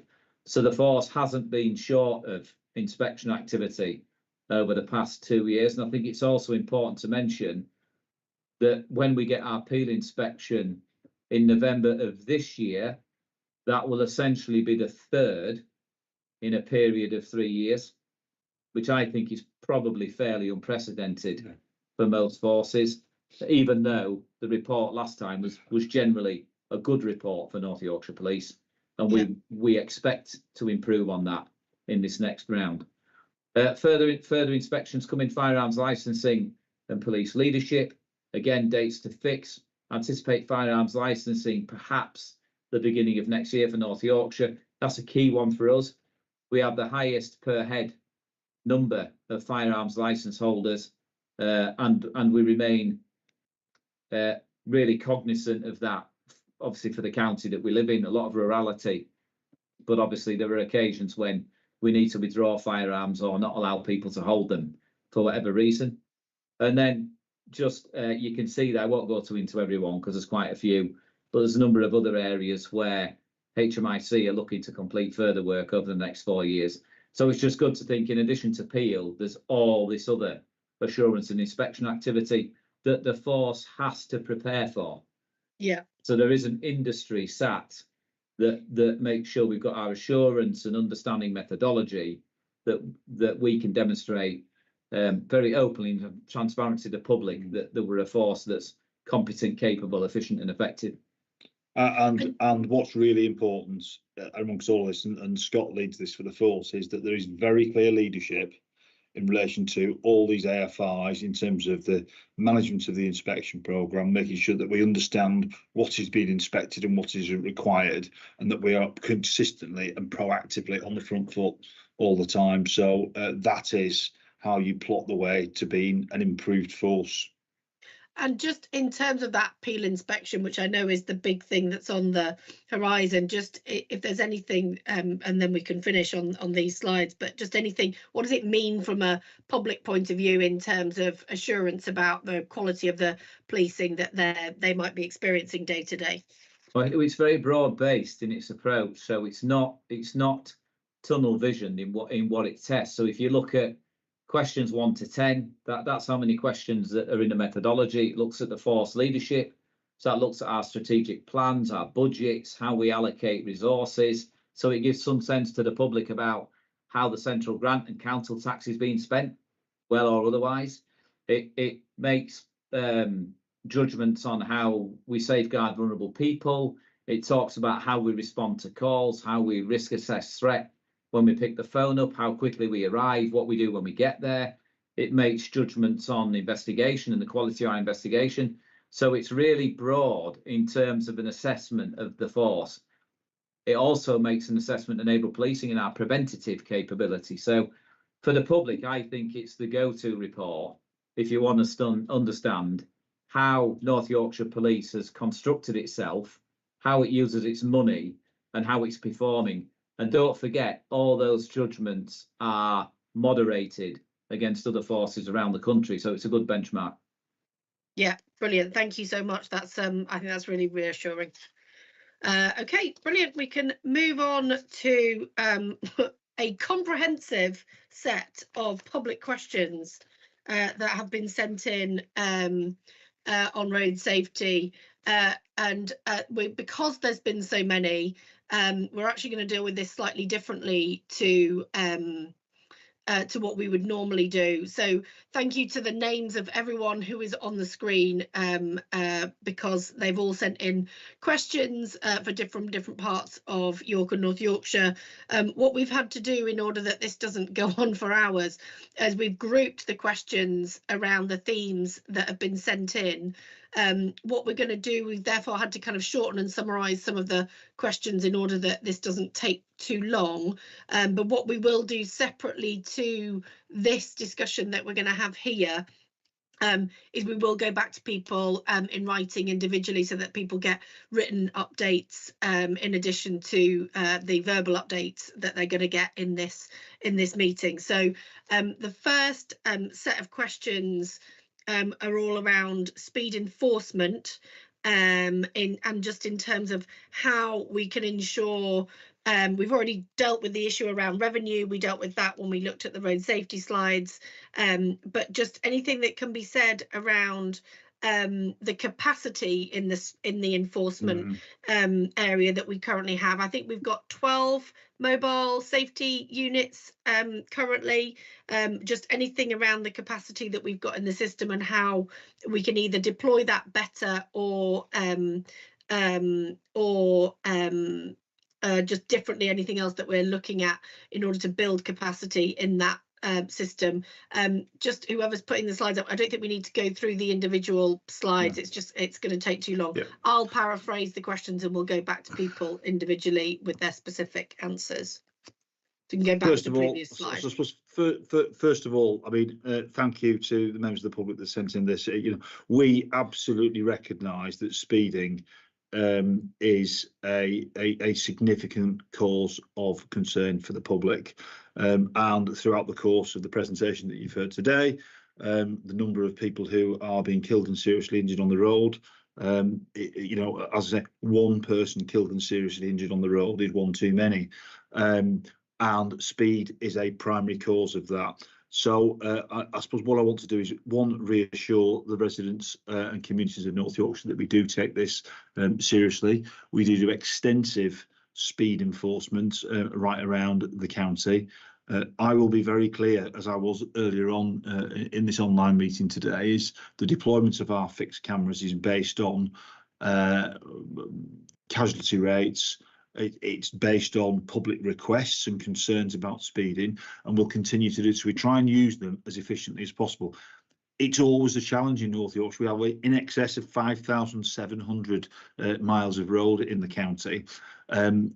So it's always a challenge to be all over the place.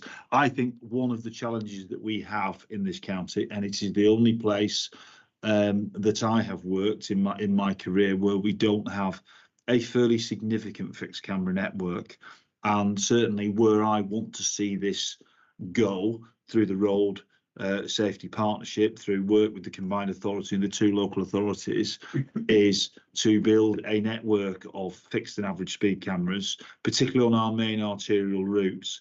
That will mean that we can focus more of the mobile deployments, I think, in some of the more rural areas, be perhaps even more responsive to public need.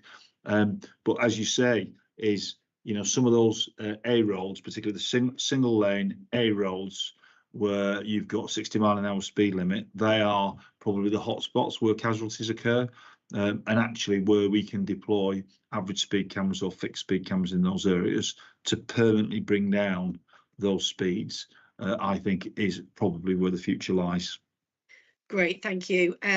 And just to reassure the questioners from Sherburn and Elmet and Nunn Moncton, what we have had, I've had a series of kind of surgery appointments with individual areas that had got particular concerns around speeding. So what we'll do for those two areas that have raised specific questions is pick those up separately so that we can have separate conversations about the individual issues on a particular road, so that we understand those issues in a bit more detail. Just moving on to the next area, which was around partnership work, in which we've talked about a little bit already, but just anything that we can say around how the revenue that comes into the partnership from the safety camera vans, how that is reinvested currently. So, as I think Tom mentioned earlier on, the key things are around education and engineering as well as enforcement. So those revenues are there to fund the safety camera unit, to make sure that we've got the resources to be able to continue that enforcement, but also to fund the education programmes and some of the road engineering to actually improve safety at particular hotspots. All that's done through the road safety partnership. What the revenues from that don't do is come into fund broader policing, and I do want to give the public reassurance around that. It's not that we are putting out a speed enforcement van. The revenue from that is directly paying for police officers to police York on a Saturday night. That's not happening. What revenues do come back into the force are used to continue to improve road safety. Great, thanks. And then we've got a few questions that came in around fixed and average speed cameras. Now, we've talked about this pretty extensively already.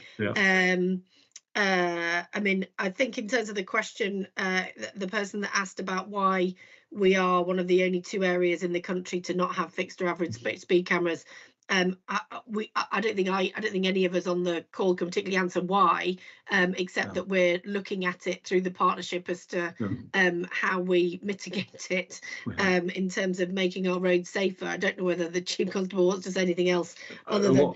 I certainly don't know why. This comes back, bearing in mind that most other counties have had speed, fixed speed cameras for probably the last 20 years. And certainly, I know West Yorkshire now has an extensive network of fixed speed cameras. And the challenge you have is that when you are, that's going to require some significant investment now. So we've really got to think about how we can come up with a long-term plan around that. Was it right to have fixed speed cameras? Was it right to have average speed cameras? And we need to target that investment where it will have the most impact to make sure that we reduce the number of people that are getting killed on the roads. Yeah, absolutely. Just I realised that there were questions on the other side of my piece of paper. Just in terms of the camera, if there is likely to be increased numbers of cameras, just what engagement takes place or is taking place or would take place before cameras were introduced in terms of the local community, the parish, the local council, the local councillors? Well, certainly what we will do, ultimately, where we deploy these cameras will be based on areas that we know are high violation routes where people continually speed. They'll be based on areas where we know there have been particular issues with serious collisions. So very clear, we'll be very transparent about that, both with local elected members, with local communities.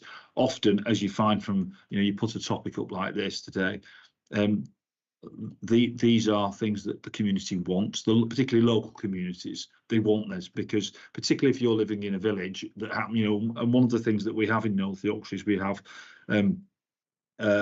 lots of villages that are just off or put through to major arterial routes.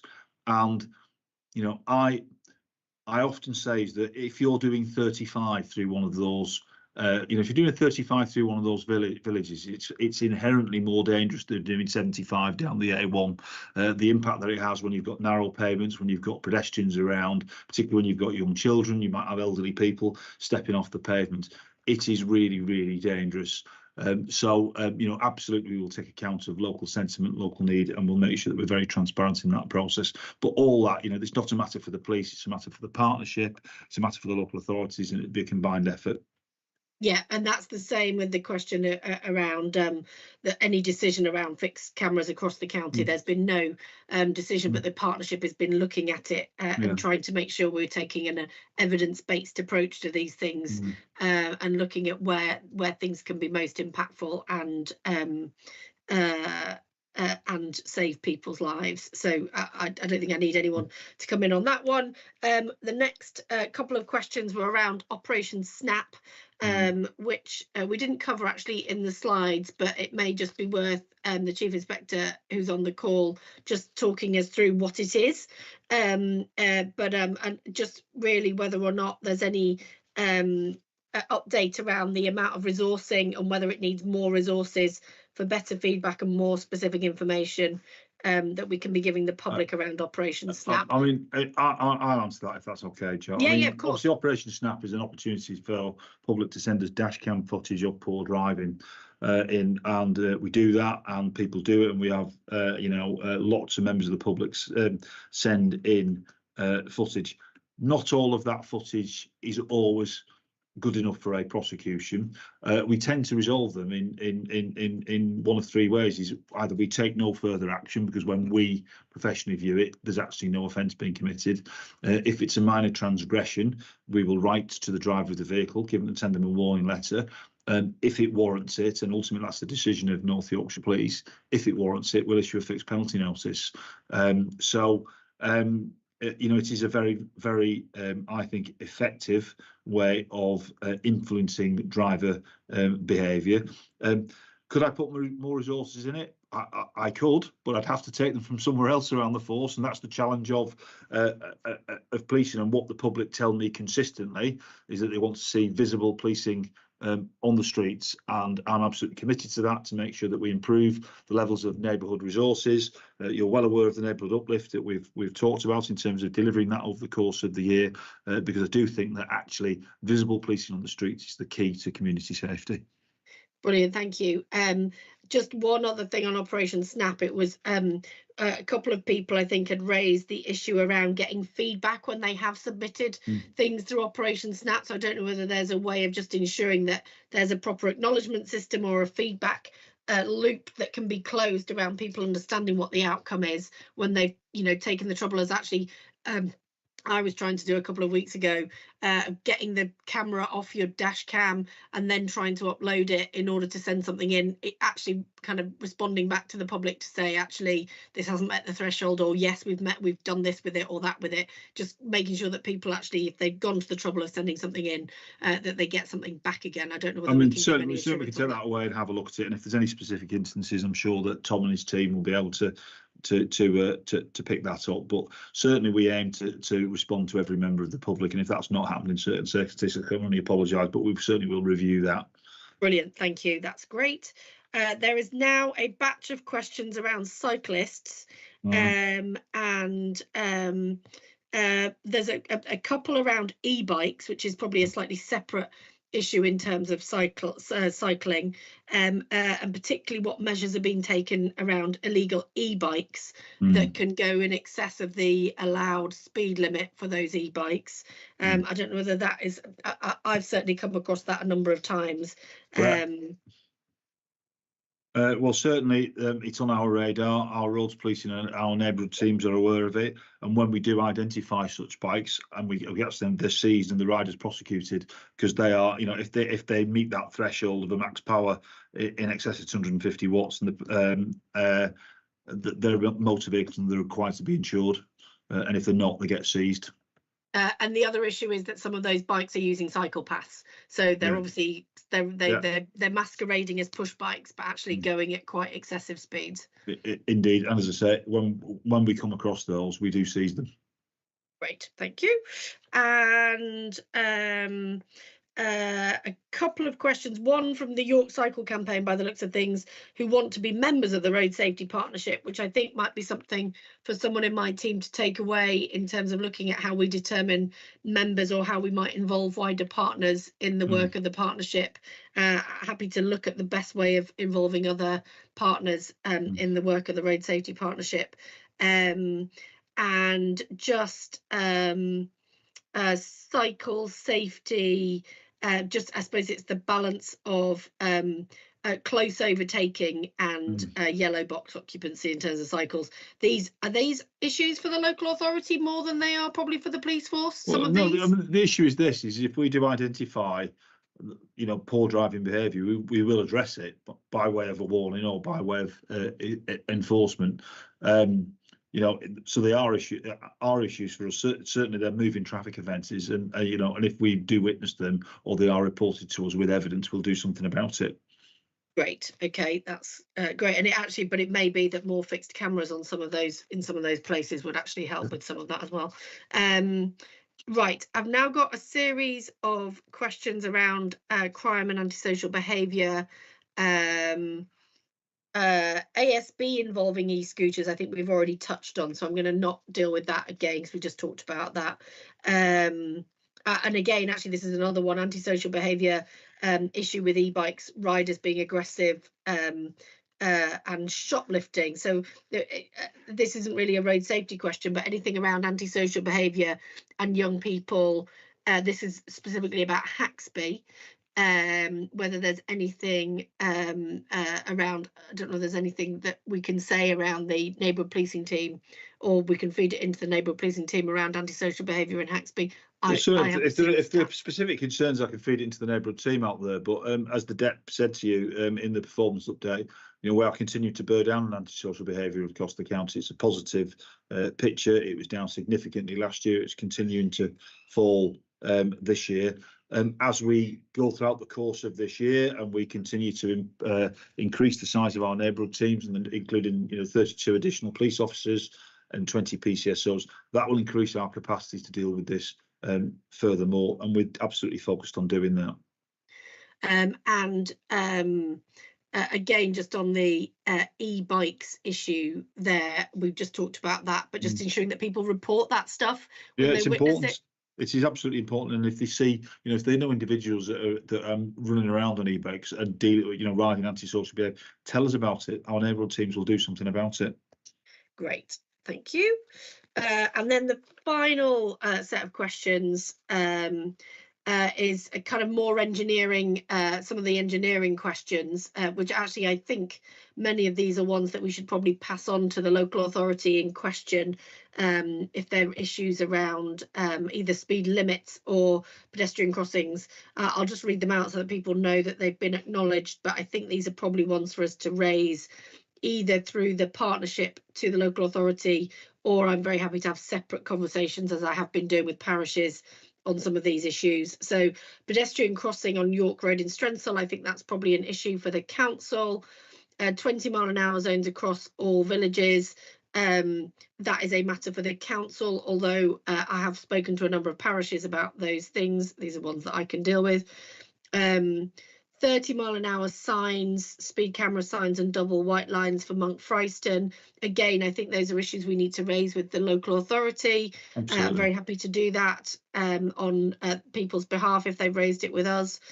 Pedestrian crossing again for Monk Fryston, happy to raise that.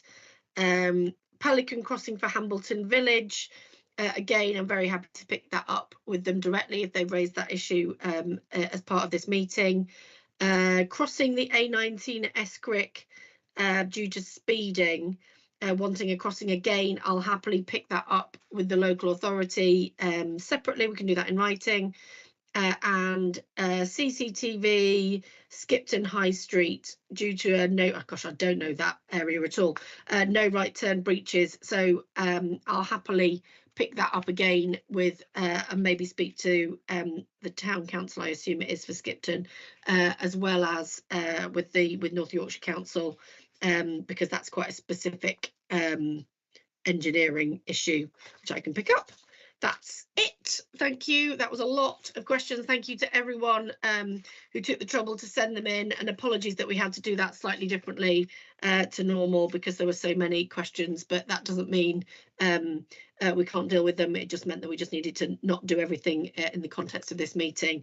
I think that's the end of the actual formal agenda, so I'd just like to thank everyone who has presented at the meeting for taking part. Thank you to everyone who sent in all of those questions, and thank you to everyone else who's been on the call, particularly those that have contributed, particularly to Chief Constable. So just to confirm, the next two of these meetings, the next meeting for the Fire and Rescue Service, which will look at the performance of the Fire and Rescue Service, is on the 18th of September, and the next policing performance meeting is on the 16th of October. Thank you everyone for attending, and we'll speak to you then. Thank you. Thank you.